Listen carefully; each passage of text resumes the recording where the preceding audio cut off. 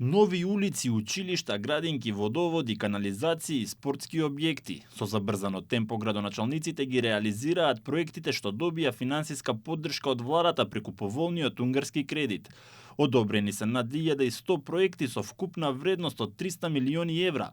Од нив целосно се завршени 446. И покрај недостигот од градежна оператива и одредени проблеми со изведувачите, од повеќето општини велат дека проектите се реализираат според предвидената динамика. Од двата јавни повици добивме вкупно 12 милиони евра, што е значителна финансиска поддршка за една локална самоуправа.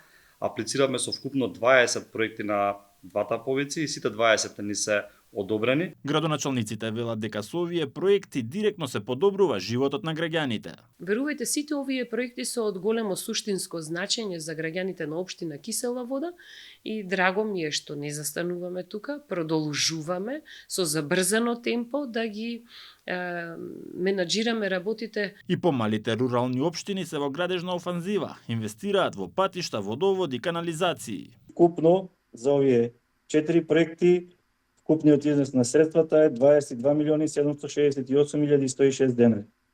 Проектите се веќе реализирани и граѓаните на општина Зрновци веќе можат да ги почувствуваат бенефитите од реализацијата на овие проекти. Највреден проект од првиот повеќе има општина Куманово, 3,4 милиони евра за изградба на водоводна мрежа, фекална и атмосферска канализација, сообраќајници и осветлување во индустриската зона.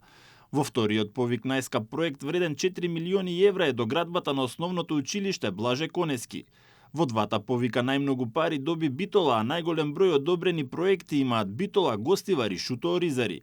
Со ребалансот на буџетот владата обезбеди дополнителни 16 милиони евра за продолжување на финансирањето на инфраструктурните проекти.